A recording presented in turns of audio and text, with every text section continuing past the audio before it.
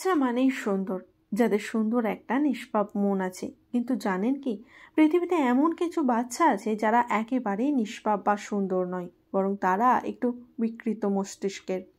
এই রকম কিছু বাচ্চাদের নিয়েই আজকে আমাদের ভিডিও। নমস্কার, আমি বিথিকা। আপনারা আছেন গল্পে বিথিকা ইউটিউব চ্যানেলের সাথে।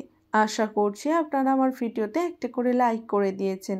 আজকে আমি আমার ভিডিওতে এই সমস্ত ভয়ঙ্কর শিশু সম্পর্কে বিশেষ কিছু তথ্য আপনাদের সামনে তুলে ধরার চেষ্টা করব।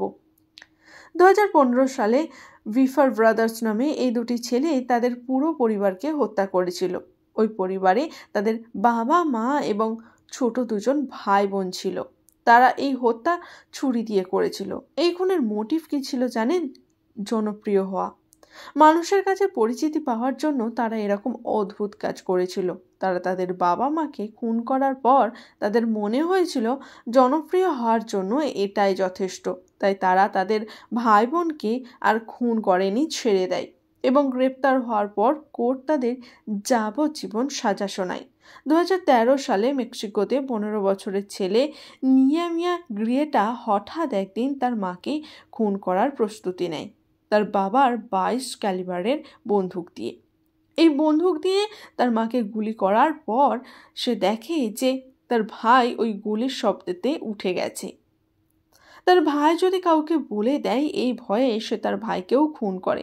এরপর যায় পাশের ঘরে, যেখানে তার 2 বোন ঘুমাচ্ছিল, সেখানে সে তাদেরকেও খুন করে এবং অপেক্ষা করতে থাকে তার বাবা আসার জন্য। কিন্তু সেদিন সৌভাগ্যক্রমে তার বাবা আসেনি বাড়িতে কাজের জন্য। এরপর সকাল হলে তার প্রতিবেশীরা তার বাড়ির বাইরে অজস্র রক্তের ধারা বেরিয়ে আসতে দেখেন। সাথে সাথেই পুলিশকে খবর দেন এবং পুলিশ তাদের জেলে ধরে নিয়ে যায়। নিয়ে যাওয়ার সময় তার মুখে একটি মাস্ক পরিয়ে দেওয়া হয়েছিল, কারণ সে সকলের গায়ে থুতু দিচ্ছিল। এরপর ওই মানসিকভাবে অসুস্থ ছেলেটিকে কোর্ট 7 বছরের সাজা শোনায়। 2021 সালে তার মুক্তি হয় জেল থেকে। এরপর 14 বছরের শার্লি ওলফ এবং 15 বছরের সিন্ডি কোলিয়ার 85 বছরের অ্যানা বেকার নামক এক বৃদ্ধা মহিলার দরজায় নক করে। বৃদ্ধা দরজা খুললেই ওই মেয়ে দুটি বলে যে আমাদের কেউ পিছু করছে, তাই সাহায্য করুন। কথাটি শোনার সাথে সাথেই বৃদ্ধা তাদেরকে ঘরে ঢুকতে দেন। ওই মেয়ে দুটির মধ্যে থেকে একজন বৃদ্ধার ওপরে ছুরির কোপ বসায়। বৃদ্ধা মারা যান। তারা ওইখান থেকে পালিয়ে যাওয়ার সময় বৃদ্ধার ছেলে দেখে ফেলে, কিন্তু বৃদ্ধার ছেলে জানতো না যে ওই মেয়ে দুটি কি সর্বনাশ ঘটিয়ে এসেছে। এটা প্রথম না, ওই মেয়ে দুটি এর আগেও বহুবার এরকম কাজ করেছে। তাদের খুনের মোটিভ শুনলে আপনি চমকে যাবেন। তারা নাকি মানুষ খুন করতে ভালোবাসতো। তাদেরকে বেশ কয়েক বছরের জন্য জেলেও রাখা হয়েছিল। ড্যানিয়েল পার্কলাম নামের এই ছেলেটি ইচ্ছে ছিল যে সে কাউকে খুন করে নিরাপদে ঘুরে বেড়াবে।